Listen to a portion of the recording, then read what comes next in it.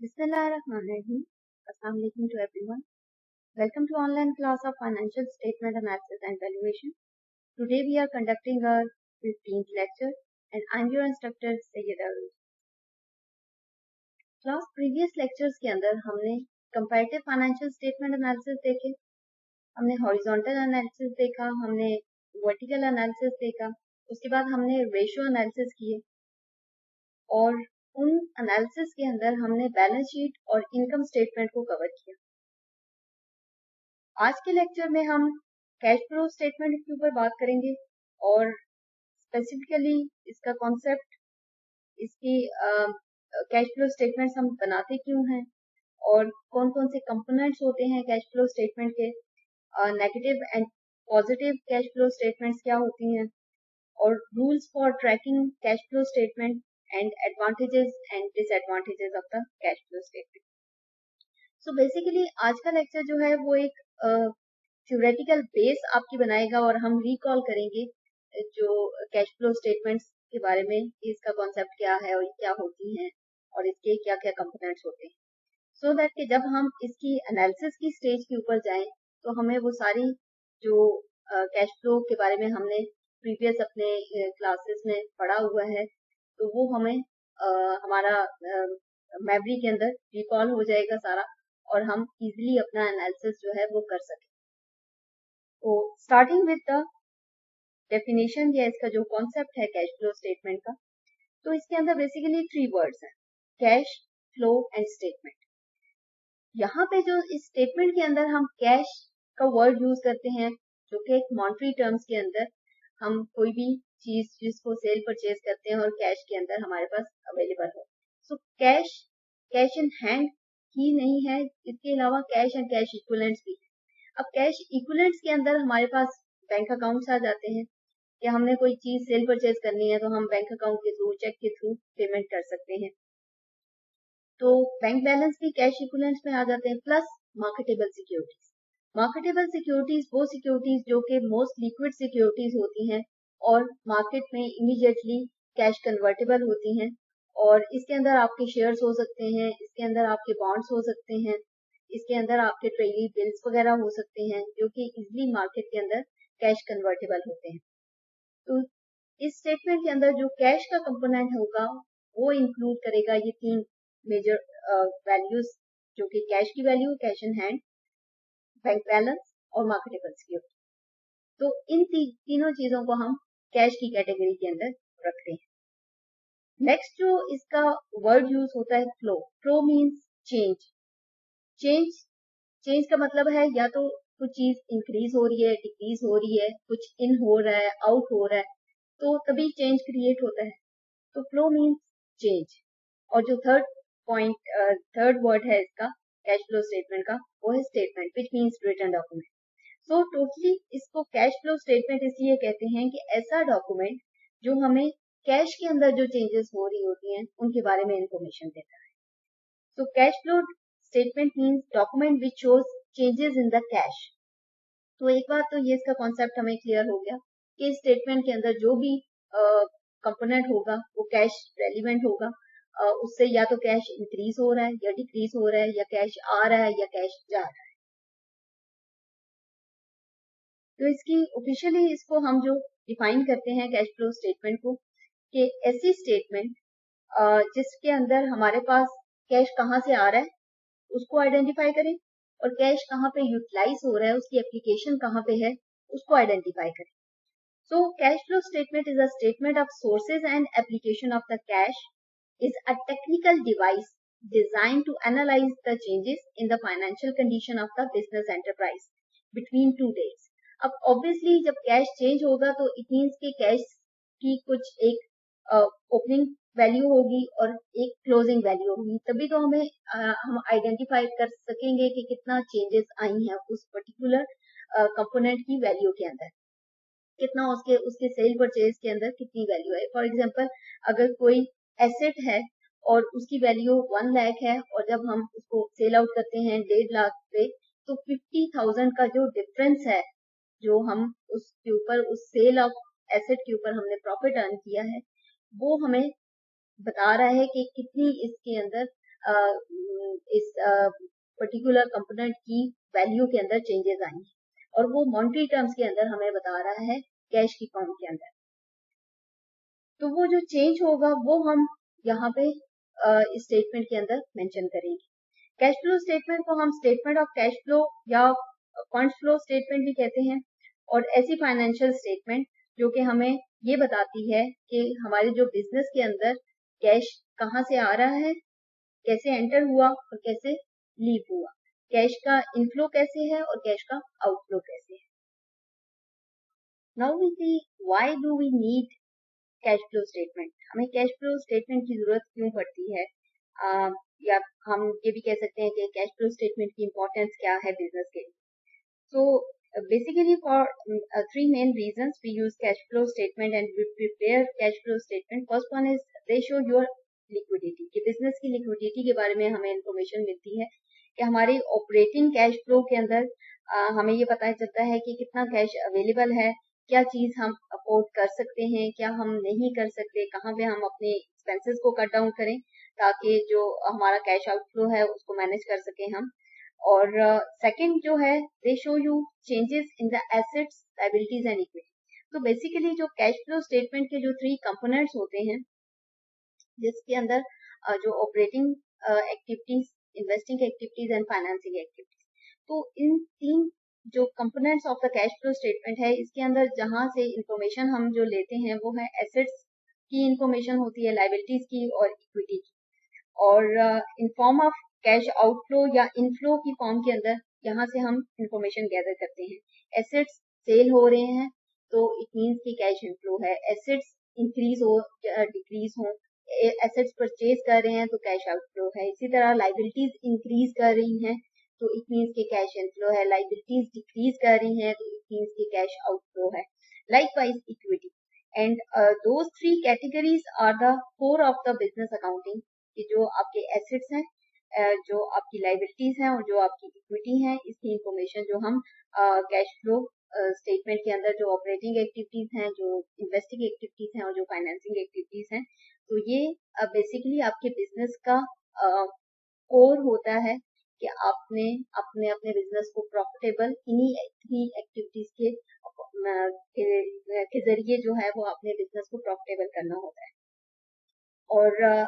और इनके अंदर इंफॉर्मेशन जो है वो आपकी एसेट, लायबिलिटीज और इक्विटी से आती है, और ये जो थ्री कंपोनेंट्स हम लेते हैं ये बैलेंस शीट के कंपोनेंट्स हैं। और as you know that balance sheet shows your financial position बताती है, और यही आपकी बेसिक अकाउंटिंग इक्वेशन भी है जहाँ पे हम ये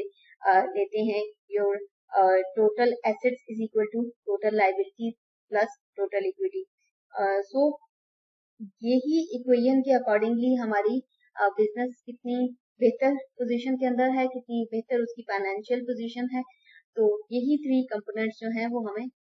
हेल्प आउट करते हैं ये आइडेंटिफाई करने में। They let you predict the future cash flow. जब हम कैश फ्लो स्टेटमेंट बनाते हैं तो हमें ये आइडिया होता है कि कितना कैश अवेलेबल है हमारे पास, और हम अपनी जो फ्यूचर की प्रिडिक्शन है कैश फ्लो की, वो भी अपनी जो पास्ट परफॉर्मेंस है, जो पास्ट कैश फ्लो स्टेटमेंट्स हैं, उनसे प्रिडिक्ट कर सकते हैं कि हमारा फ्यूचर के अंदर हमारा कैश फ्लो स्टेटमेंट्स जो हैं उसको प्रिडिक्ट कर सकते हैं। सो एंड और अकॉर्डिंगली जब हम अपनी फ्यूचर प्रोडिक्शन करते हैं तो ऑब्वियसली फिर हमने फाइनेंसिंग कितनी लेनी है, कितनी इन्वेस्टिंग करनी है, तो ये सारी फिर प्लानिंग डिपेंडेंट होती है इसी फोरकास्टिंग के ऊपर या इसी फ्यूचर प्रोडिक्शन के ऊपर, कि जो डिसीजन मेकिंग हम फिर इन इन एनालिसिस के बाद जो हम कैश फ्लो स्टेटमेंट एनालिसिस करते हैं, फ्यूचर प्रोडिक्ट करते हैं, फ्यूचर कैश फ्लो प्रोडिक्ट करते हैं, तो इनके ऊपर बेस कर रहे होते हैं ये सारे इंपॉर्टेंट डिसीजन। अनदर जो इम्पोर्टेंट आपके डिसीजन होते हैं, आपके कैपिटल स्ट्रक्चर के डिसीजन हैं, आपने डेट कितना लेना है, आपने इक्विटी कितनी इशू करनी है, कितने परसेंटेज आप डेट इक्विटी का रेशियो कैसा रखना है आपने, तो और लोन कितना लेना है और कितने टाइम के अंदर आप उसको पे बैक कर सकते हैं, और ये सारे इंपॉर्टेंट डिसीजन जो हैं ये डिपेंडेंट होते हैं आपकी इन्हीं फाइनेंशियल स्टेटमेंट के एनालिसिस के ऊपर। स्पेशली जो आपकी शॉर्ट टर्म लाइबिलिटीज हैं वो आपके शॉर्ट टर्म जो ऑपरेशनल इनकम है उसी से आपने फुलफिल करनी होती है। जो विद इन 1 ईयर के अंदर आपने करनी होती है, वो यूजली थ्रू आप कैश एंड कैश इक्विवेलेंट्स के थ्रू ही आप पे बैक करते हैं। तो ये सारी इंफॉर्मेशन जो है इसके ये रिलाई करती है आपकी स्टेटमेंट के ऊपर, आपकी कैश फ्लो स्टेटमेंट के ऊपर और आपकी कैश फ्लो स्टेटमेंट के एनालिसिस के। Now we see what are the main components of the cash flow statement. जैसा कि मैंने अभी पहले भी इनका जिक्र किया, तो बेसिकली 3 सेक्शंस होते हैं कैश फ्लो के, स्टेटमेंट ऑफ कैश फ्लो के, और उनको हम कि जिनके अंदर कैश एंटर होता है और कैश लीव करता है बिजनेस के अंदर। तो इन 3 जो कंपोनेंट्स हैं इनको हमने सेग्रीगेट कर दिया है कि इनके अंदर कैश किस तरह एंटर होता है और कैश आउटफ्लो कैसे होता है। तो first one is the cash flow from operating activities. और ऑपरेटिंग एक्टिविटी के अंदर जो कैश आप अर्न करते हैं या जो आप स्पेंड करते हैं, वो आपकी रेगुलर बिजनेस एक्टिविटी के थ्रू ही आप उसको अर्न भी करते हैं और उसको स्पेंड भी करते हैं, जो आपकी एक्सपेंसेस होते हैं। और the main way of your business makes the money by selling the product and services. और अर्निंग आपकी ऑब्वियसली ऑपरेटिंग एक्टिविटीज के अंदर थ्रू सेल्स होती है, और सेल्स की इंफॉर्मेशन आपको इनकम स्टेटमेंट के अंदर से मिलती है। देन सेकंड जो कैश फ्लो स्टेटमेंट का कंपोनेंट होता है वो है cash flow from investing activities. अब जैसा कि इसके नाम से आइडिया हो रहा है कि यहाँ पे आप इन्वेस्टमेंट करते हैं, तो यहाँ पे आपका जो कैश आपने अर्न किया या जो आप स्पेंड करते हैं वो इन्वेस्टमेंट जो कंपनी करती है उसके अंदर उससे आप अर्न भी करते हैं और उसके अंदर आप एक्सपेंसेस भी करते हैं। तो इस तरह की जैसे कि आपने कोई फिक्स एसेट परचेज किया, कोई इक्विपमेंट परचेज किया, तो वो आपकी इन्वेस्टमेंट जो है वो फिक्स एसेट्स के अंदर है, बिल्डिंग्स के अंदर है, लैंड परचेज किया ऑफिस के लिए, बिजनेस के लिए, कोई आपने कोई इक्विपमेंट परचेज किया, मशीनरी परचेज की, तो ये सारी इन्वेस्टमेंट आपने फिक्स एसेट्स के अंदर की। तो वो जो सारी इंफॉर्मेशन है जो आपने कुछ परचेज किया उसके अकॉर्डिंगली आपका कैश आउटफ्लो हुआ, वो सारी इंफॉर्मेशन आपकी cash flow from investing activities के अंदर होगी।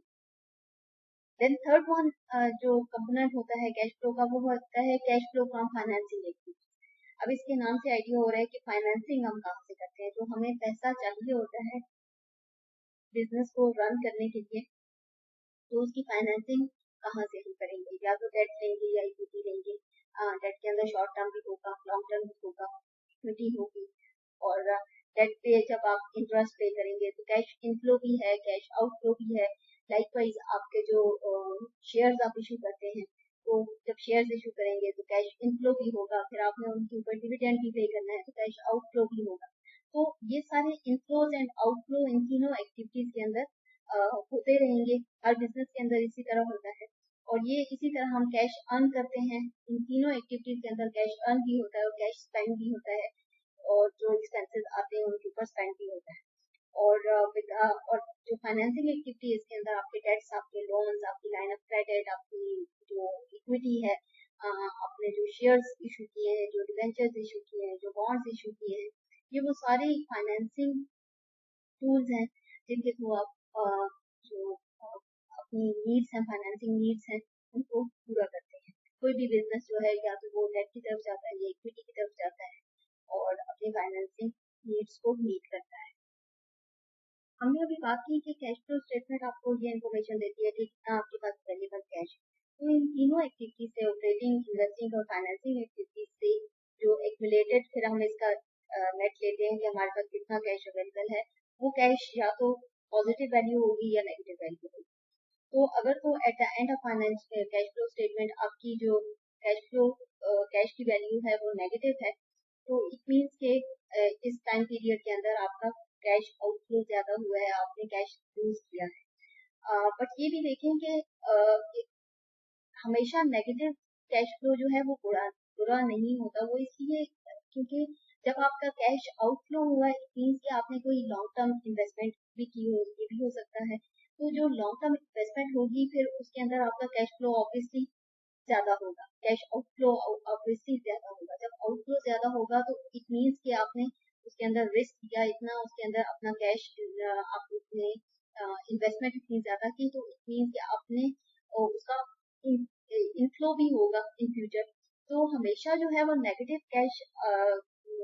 कैश फ्लो की वैल्यू जो है वो हमेशा बुरी नहीं होती है। वो उसका ये भी हो सकता है कि कंपनी ने इस साल बहुत ज्यादा इन्वेस्टमेंट की है, तो वो एक्सपेक्ट फोरकास्टिंग उसकी ये प्रिडिक्ट करती है कि अपकमिंग ईयर्स के अंदर उनको कैश इनफ्लो होगा उस इन्वेस्टिंग एक्टिविटीज से जहाँ पे उन्होंने इन्वेस्टमेंट की हुई है। तो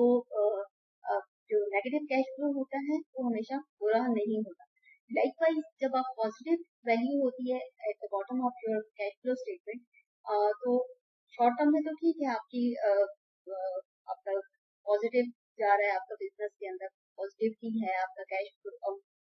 फ्लो जो है, जो कैश की वैल्यू पॉजिटिव है, आपको ये इंटीमेशन मिलती है इस पॉजिटिव वैल्यू से कि आपने कहाँ कहाँ आप इसको यूटिलाइज कर सकते हैं, कैश को इन्वेस्ट कर सकते हैं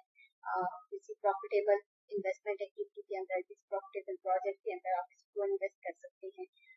कोई आप एसेट परचेज कर सकते हैं, अपनी ऑपरेशंस की बेहतरी के लिए कोई काम कर सकते हैं, तो वहां पे तो ये ठीक है। लेकिन अगर बहुत लॉन्ग टर्म में आपका कैश आउटफ्लो जो है,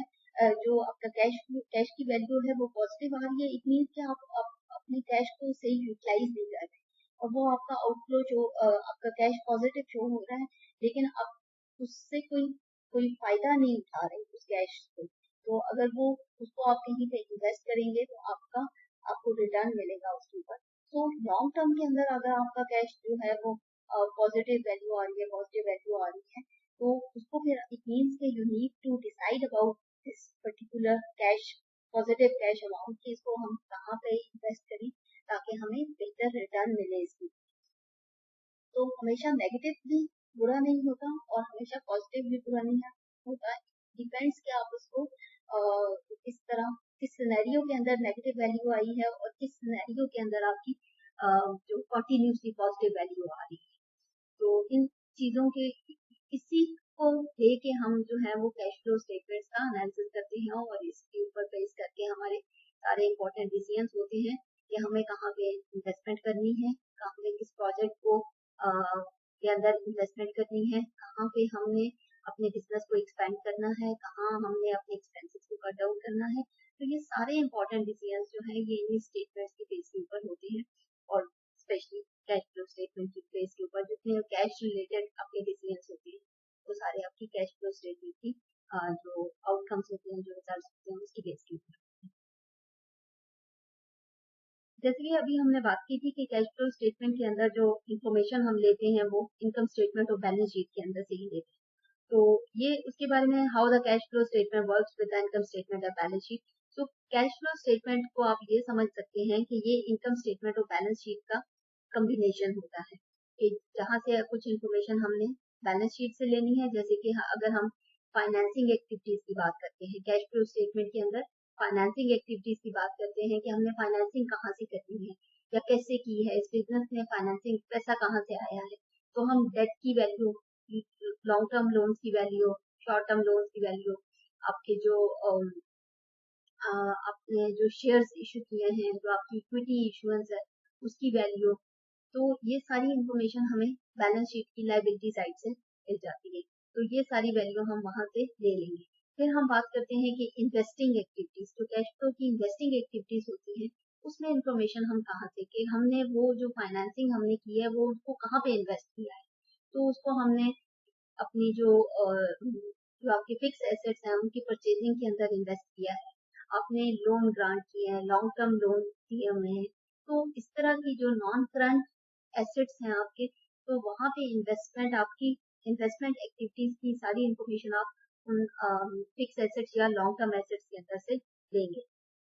अब जो कैश फ्लो स्टेटमेंट के अंदर ऑपरेटिंग एक्टिविटीज होती है, अब ऑपरेटिंग एक्टिविटीज के आपकी जो डे टू डे वर्किंग है, जो आपके बिजनेस ऑपरेशंस हैं वो रनिंग फॉर्म के अंदर है, और उसके अंदर आपके current assets, current liabilities, working capital की बात करेंगे, प्लस आपकी जो जितने आपके एक्सपेंसेस हैं डे टू डे ऑपरेशंस के उसकी बात करेंगे, जो डे टू डे आपकी अर्निंग इनकम होती है उसकी बात करेंगे, और वो इन्फॉर्मेशन आपको इनकम स्टेटमेंट से मिलती है। जैसे कि सेल्स होती हैं तो सेल्स की जो वैल्यू है वो हम ऑपरेटिंग एक्टिविटी के अंदर उसको मेंशन करते हैं कि इनकम जो आपकी होती है तो वो आप कैश इनफ्लो है आपका। लाइकवाइज जो आपकी कॉस्ट हैं, डायरेक्ट कॉस्ट हैं, इनडायरेक्ट कॉस्ट हैं, जनरल एडमिनिस्ट्रेटिव कॉस्ट हैं, तो वो सारी इंफॉर्मेशन जो है वो कैश आउटफ्लो है, आपका एक्सपेंसेस हैं, सैलरीज हैं, तो वो सारी इंफॉर्मेशन हमें इनकम स्टेटमेंट के अंदर मिल जाती है। तो वो वहां से हम लेके इंफॉर्मेशन को कैश फ्लो के अंदर, और ये सारी वो इंफॉर्मेशन जो हमारी इनकम स्टेटमेंट और बैलेंस शीट से हम उठाते हैं, ये कैश से रिलेटेड इंफॉर्मेशन। जो नॉन कैश इंफॉर्मेशन होती है उसको हम कंसिडर नहीं करते, हम वो वैल्यूज लेते हैं जो कि हमारी कैश रिलेटेड वैल्यूज होती हैं, तो उसको हम कैश फ्लो स्टेटमेंट के अंदर, ताकि हम क्योंकि कैश को मैयर कर रही है कि कैश का कितना आउटफ्लो है, कैश का कितना इनफ्लो है। अब जैसे कि इनकम स्टेटमेंट में नेट प्रॉफिट की वैल्यू होती है, तो उसके अंदर कुछ नॉन कैश आइटम्स भी होते हैं, लेकिन हम कैश फ्लो स्टेटमेंट के अंदर जो कंपनी का जो प्रॉफिटेबिलिटी शो होती है वो कैश की फॉर्म के अंदर होती है, कि कंपनी के कैश के अंदर कितना प्रॉफिटेबल है। जो नॉन कैश आइटम्स हैं उनको कंसिडर नहीं करते। नेक्स्ट कुछ जो बेसिक रूल्स हैं हम जब कैश फ्लो स्टेटमेंट बनाते हैं, वो थोड़े जो आपके बैलेंस शीट या इनकम स्टेटमेंट के अकॉर्डिंगली वो इससे ऑपोजिट होते हैं। जैसे कि आप एसेट परचेज करते हैं तो आपका बिजनेस के लिए बेहतर समझा जाता है कि आपके एसेट्स इंक्रीज, लेकिन जब हम कैश फ्लो स्टेटमेंट बनाएंगे तो जब हम एसेट परचेज करते हैं तो इट मीन्स कि जब आप एसेट परचेज किया तो एसेट्स इंक्रीज हुए, तो उन एसेट्स को जब आपने परचेज किया तो उसके अगेंस्ट आपने पेमेंट की, अपने कैश पे किया, तो कैश का आउटफ्लो हुआ। तो इट मीन्स कि जब आपका एसेट्स इंक्रीज करते हैं तो there is a decrease in the cash flow statement, कि आपका कैश आउटफ्लो हुआ। इसी तरह अल्टरनेटिवली देखें तो जब आपका एसेट डिक्रीज करते हैं, एसेट डिक्रीज करने का मतलब है कि आपने एसेट्स को सेल आउट किया, जब आप एसेट को सेल करेंगे तो उसके अगेंस्ट आपको कैश मिलेगा, तो आपका कैश इनफ्लो होगा। तो decrease in asset result in increase in cash flow. और अगर इसके ऑपोजिट साइड पे देखें तो ट्रांजैक्शन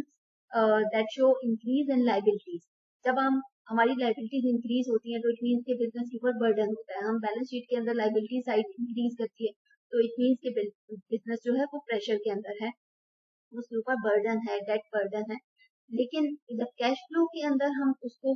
कंसिडर कर रहे होते हैं लाइबिलिटीज को, तो लाइबिलिटीज इंक्रीज करने का मतलब है आपने लोन लिया, जब लोन लिया तो कैश का इनफ्लो हुआ, तो increase in liabilities would result in increase in cash, और transaction that show the decrease in liabilities result in decrease in liabilities result in decrease in cash flow, के आपने अपनी लाइबिलिटीज पे की, आपने लोन पे किया, आपने उसके ऊपर जो इंटरेस्ट है वो पे किया, इट मीन्स कि आपका कैश फ्लो, आपने थ्रू कैश पे किया तो आपका कैश फ्लो का डिक्रीज हुआ। तो जो आपकी बेसिक स्टेटमेंट्स बैलेंस शीट और इनकम स्टेटमेंट के अंदर जो कंपोनेंट्स हम बिजनेस के लिए बेहतर समझ रहे होते हैं, वो कैश फ्लो स्टेटमेंट के अंदर हमारे कैश आउटफ्लो का वाइस होते हैं, और जो हम बर्डन समझ रहे होते हैं बैलेंस शीट के अंदर या इनकम स्टेटमेंट के अंदर, वो हमारा यहाँ पे कैश फ्लो स्टेटमेंट के अंदर वो कैश इनफ्लो का वाइस होती है। तो ये आप बेसिक इन 4 रूल्स को आपने याद रखना है while preparing cash flow statement, और जब फिर फर्दर हम इनका एनालिसिस करेंगे, क्योंकि जब आपको बेसिक इसका कॉन्सेप्ट क्लियर होगा तो फिर एनालिसिस के अंदर आपको इस चीज के अंदर आसानी होगी। इसी वजह से हम ये सारा रिकॉल कर रहे हैं ताकि हम जब एनालिसिस के कैश फ्लो एनालिसिस पे जाएं तो हमें ये सब जो कॉन्सेप्ट्स है ये रिकॉल हो, ये हमें क्लियर हो ये सारे पॉइंट्स। नेक्स्ट है advantages of cash flow statement, और फिर हम इसके डिसएडवांटेजेस भी देखेंगे। सेल्फ एक्सप्लेनेटरी है, इसमें कोई ऐसा इतना कोई समझने वाली बात नहीं है। जो आपकी कैश फ्लो स्टेटमेंट है ऑब्वियसली आपको हेल्प आउट करती है कि जब आपको नजर आ रहा होता है कि at the end of cash flow statement आपका कितना कैश अवेलेबल है आपके पास, कितना आप सरप्लस के अंदर हैं या आपका कैश शॉर्ट है, तो उसके अकॉर्डिंगली आप फिर अपने बिजनेस का बजट बनाते हैं। अकॉर्डिंगली आप अपने कुछ जो अपकमिंग ईयर के लिए कुछ तैयारी करनी होती है, बजट सेट करना होता है, आपने कुछ परचेजिंग करनी होती है, कुछ सेल करना होता है, तो सारी जो प्लानिंग होती है वो डिपेंडेंट होती है इसके ऊपर। सेकेंडली कैश फ्लो स्टेटमेंट हमें इंफॉर्मेशन देता है about different sources of cash, और ऑब्वियसली कुछ सोर्सेज हमारे एक्सटर्नल यूज होते हैं, कुछ इंटरनल सोर्सेज होते हैं जहां से हमारा कैश इनफ्लो होता है फाइनेंसिंग की फॉर्म के अंदर, फिर कैश आउटफ्लो होता है इन्वेस्टिंग की फॉर्म के अंदर। तो ये सारी इंफॉर्मेशन हमें कैश फ्लो स्टेटमेंट से ही मिलती है। कैश फ्लो स्टेटमेंट हेल्प करती है कि हमारा प्रॉफिट जो हमने अर्न किया वो कहाँ कहाँ यूटिलाइज हुआ। ऑब्वियसली जो हमारे डिफरेंट एक्सपेंसेस होते हैं तो उसके अंदर वो कहाँ कहाँ यूज हुआ, रिजर्व एंड सरप्लस के अंदर गया, या आपका जो प्रॉफिट है वो आपने किसी इन्वेस्टमेंट के अंदर, इन्वेस्टिंग एक्टिविटीज के अंदर वो शो होगा, या आपके एक्सपेंसेस के अंदर चला गया, आपके ऑपरेटिंग एक्टिविटीज के अंदर वो शो होगा। तो ये हमें इंफॉर्मेशन देती है कि हमारा पैसा जहां से आया है तो कहाँ पे वो इन्वेस्ट हुआ है या कहाँ पे वो यूटिलाइज हुआ है, उसकी एप्लीकेशन कहाँ पे हुई है। फोर्थ वन है cash flow statement leads to the improvement in the rate of profit on the assets by directing the flow of cash to those activities with a higher margin. हमें ये information मिलती है कि हमारी asset utilisation कितनी बेहतर हुई है, और जितनी हमारी एसेट यूटिलाइजेशन बेहतर होगी, हमने रेशियोज के अंदर भी देखा था कि एसेट्स टर्नओवर रेशियो के हमारी कितनी बेहतर हम एसेट्स को यूटिलाइज करते हैं अपने प्रॉफिट को इंक्रीज करने के लिए, उसको इनहेंस करने के लिए, और उसी वजह से फिर हमारी कंपनी की प्रॉफिटेबिलिटी होती है। तो वो सारी इंफॉर्मेशन के हमने जो कैश जो एसेट्स के अंदर इन्वेस्टमेंट की है तो उन एसेट्स की यूटिलाइजेशन बेहतर हुई है या उससे हमारी जो कंपनी की प्रॉफिटेबिलिटी है उसके ऊपर क्या इम्पैक्ट आया है। लाइकवाइज जब आपकी कैश फ्लो स्टेटमेंट्स हमें डिफरेंट इंडिकेशंस भी देती है, मैनेजमेंट को डिफरेंट डिसीजंस करने के अंदर हेल्प आउट करती है। मैनेजमेंट अगर एट द एंड आपके पास कैश पॉजिटिव फॉर्म के अंदर है तो फिर आपने अकॉर्डिंगली ये डिसीजंस भी लेने हैं कि आपने डिविडेंड जो नेक्स्ट पे करना है, जो नेक्स्ट प्लानिंग होती है आपकी डिविडेंड पॉलिसी क्या होनी चाहिए, आपने डिविडेंड डिक्लेयर करना है नहीं करना है, कितना करना है, आपने अपने एम्प्लॉयज को जो बेनिफिट्स देने हैं वो कितने हैं। प्लस अगर आप इन्वेस्टमेंट साइड के अंदर देखें तो आप आपने जो और कोई इक्विटी इशू करनी है, कुछ बोनस शेयर्स इशू करने हैं नहीं करने, वो सारे डिसीजंस डिपेंडेंट होते हैं आपकी कैश फ्लो स्टेटमेंट के जो आउटकम होता है उसके ऊपर। समटाइम कंपनी प्लानिंग कर रही होती है कि उन्होंने कहीं कोई अपने बिजनेस को इनहेंस करना है, कोई अपने कुछ प्रोजेक्ट्स के अंदर इन्वेस्टमेंट की प्लानिंग कर रही होती है। तो जब आप कैश फ्लो स्टेटमेंट बनाते हैं तो आपको अगर एट द एंड उसकी आउटकम से ये आइडिया होने लगे कि आप तो you will be running out of cash, तो फिर आप ऐसे प्रोजेक्ट्स के अंदर ऐसी जो प्लानिंग आप कर रहे होते हैं उनको या तो वाइंड अप कर लेते हैं, या आपको ये लगता है कि आपके पास फिर कैश नहीं होगा तो आप अवॉइड करते हैं या उसको साइड पे कर लेते हैं या उसको फ्यूचर कंसिडरेशन उसके ऊपर करते हैं। लाइकवाइज और जब आपके पास आइडल कैश होता है, जैसे कि हमने बात की थी कि पॉजिटिव कैश फ्लो कि हमेशा आपके पास कॉन्टिन्यूसली 4-5 years या मोर देन दैट आप देखते हैं कि आपके पास पॉजिटिव कैश फ्लो की वैल्यू आ रही है, तो इट मीन्स कि आप उसका प्रॉपर यूटिलाइजेशन नहीं कर रहे। तो उसको फिर जो उस आइडल कैश है उसको किस तरह आप बेहतर यूटिलाइज कर सकते हैं, ये इन्फॉर्मेशन, ये इसके ऊपर आप प्लानिंग कर सकते हैं, इसके ऊपर आप डिसीजन मेकिंग कर सकते हैं कि उसको आप कितना बेहतर यूटिलाइज कर सकते हैं, अपने लाइबिलिटीज को कम कैसे कर सकते हैं, रीपेमेंट शेड्यूल उसके ऊपर बना सकते हैं, फर्दर कोई और प्लानिंग कर सकते हैं, अपने बिजनेस के इन्हेंसमेंट के लिए इन्वेस्टमेंट की कोई प्लानिंग कर सकते हैं। तो ये सारे डिपेंडेंट होते हैं आपके जो कैश फ्लो के आउटकम है उसके ऊपर। और इस तरह फिर आप कैश फ्लो स्टेटमेंट आपको हेल्प आउट करता है कि आपने अपने जो लॉन्ग टर्म लोन लिए हुए हैं उनको आपने वो उनकी मेच्योरिटी कब होनी है उसके ऊपर आप प्लानिंग करते हैं, उसको आपने कैसे रीपे करना है। प्लस आपके जो कंपनी की ओवरऑल बात करें तो आपकी कंपनी की जो स्ट्रेंथ्स और वीकनेसेस हैं उसके ऊपर आप डिफरेंट इंफॉर्मेशन जो है वो कैश फ्लो स्टेटमेंट से भी ले सकते हैं और फिर अकॉर्डिंगली अपनी कंपनी का शॉर्ट एनालिसिस कर सकते हैं। प्लस कैश फ्लो स्टेटमेंट्स आपको हेल्प आउट करते हैं आपकी फाइनेंशियल प्लानिंग करने में। ओवरऑल बात करें तो एक कंपनी की प्रॉपर फाइनेंशियल प्लानिंग जो फाइनेंशियल डिसीजन मेकिंग होती है उसमें हेल्प आउट करता है, आपको डिसीजन मेकिंग में हेल्प आउट करता है, आपको ये हेल्प आउट करता है कि आपने जो अपनी रिसोर्सेज हैं उनके अंदर कैसे एक तो फाइनेंसिंग कैसे करनी है और फिर आपने उसको अपनी फाइनेंसिंग के बाद अपनी इन्वेस्टमेंट जो है वो कैसे आप बेहतर कर सकते हैं, किन किन और कौन कौन से ऑप्शंस आपके पास अवेलेबल हैं जहाँ पे आप बेहतर इन्वेस्टमेंट के ऑप्शंस अवेलेबल हैं जहाँ पे आप उसको इन्वेस्ट करें और फिर आप उसको प्रोडक्टिव इन्वेस्टमेंट बनाएं और उससे अर्निंग करें। नेक्स्ट है disadvantages of the cash flow statement. Usually मैंने बात की थी कि हम कंसिडर करते हैं कैश रेलिवेंट जो वैल्यूज होती हैं उनको कंसिडर करते हैं कैश फ्लो स्टेटमेंट के अंदर। सो जो नॉन कैश ट्रांजेक्शन्स होती हैं उनको हम यूजली इग्नोर कर देते हैं, और सो कहीं ना कहीं टू सम एक्सटेंट वो हमें एक फुल फाइनेंशियल एनालिसिस के अंदर एक थोड़ा सा लैप नजर आता है, या फुल पिक्चर जो है फाइनेंशियल एनालिसिस की वहाँ पे एक थोड़ी कमी होती है इसकी। और सो नॉन कैश आइटम जब आप कंसीडर नहीं करते एक स्टेटमेंट के अंदर, तो ऑब्वियसली फिर वहाँ पे आपकी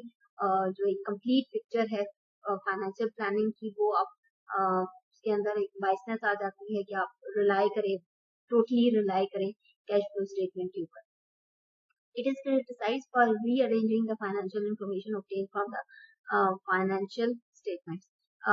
कुछ एनालिस्ट जो हैं वो इसको ये समझते हैं कि आप जो जब इंफॉर्मेशन, जैसे कि बताया गया था कि कुछ इंफॉर्मेशन हम बैलेंस शीट से लेते हैं, कुछ इंफॉर्मेशन हम इनकम स्टेटमेंट से लेते हैं और फिर उसको रीअरेंज करते हैं, तो कहीं ना कहीं वो अपनी जो ओरिजिनलिटी होती है वो वैल्यूज की वो नहीं रहती, जो कि वो अपनी ओरिजिनल जो स्टेटमेंट्स हैं उनके अंदर होती है। तो इसलिए थोड़ा सा इसके ऊपर क्रिटिसिज्म है, बट ओवरऑल सारी कंपनीज इसको यूज कर रही हैं, कैश फ्लो स्टेटमेंट्स बनती हैं, बना रही हैं ओवर द टाइम। काफी जब से फाइनेंशियल स्टेटमेंट्स बनना स्टार्ट हुई हैं तब से ये cash flow statements, balance sheets और इनकम स्टेटमेंट बन रही हैं, और बहुत ही 3 मेन स्टेटमेंट्स हैं जिनके ऊपर फाइनेंशियल स्टेटमेंट्स एनालिसिस जो है वो रिलाई करता है इन स्टेटमेंट्स के ऊपर। थर्ड इसका डिसएडवांटेज है, it's a historic statement and it doesn't indicate any price level change.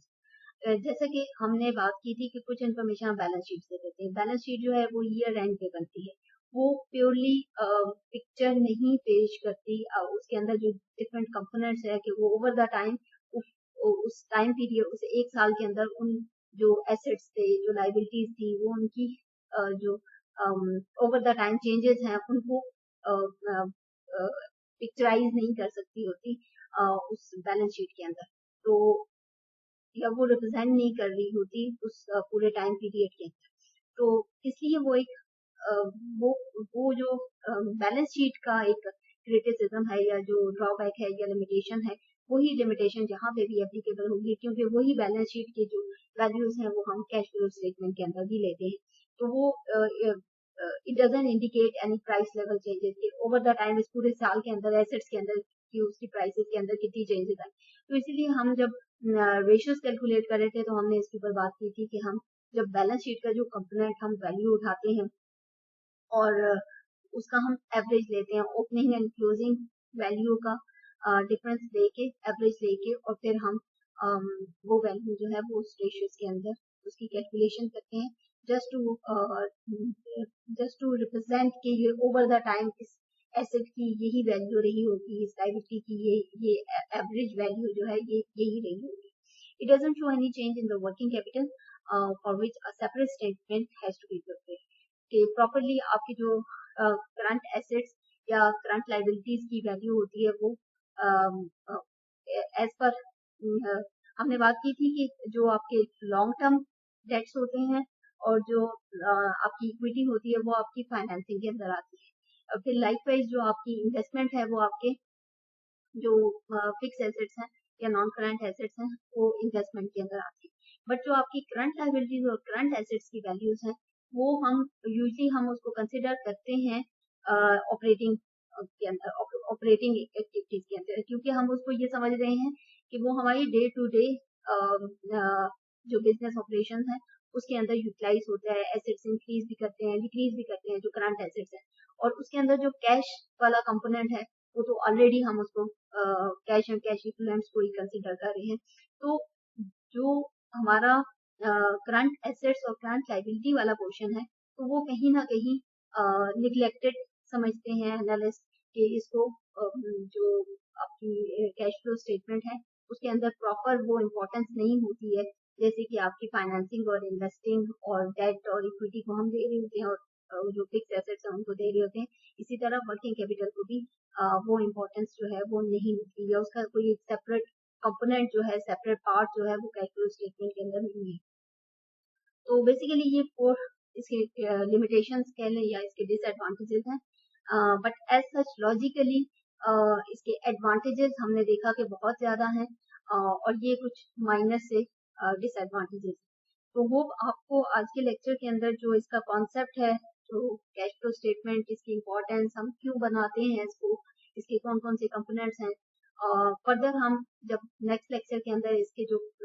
3 components हैं, ऑपरेटिंग एक्टिविटीज और इन्वेस्टिंग एंड फाइनेंसिंग, फिर उसको डिटेल के अंदर देखेंगे। तो उनके अंदर हम क्या चीज एडअप करते हैं, क्या कैश इनफ्लो का बाइस बनते हैं, क्या क्या कंपोनेंट्स हैं जो कैश आउटफ्लो का बाइस करते हैं। सो होपफुली आपको ये जो बेसिक लेक्चर है, basic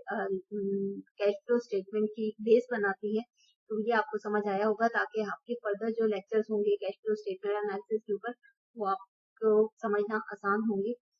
thank you for joining. Any questions and queries regarding this lecture are most welcome. Allah Hafiz.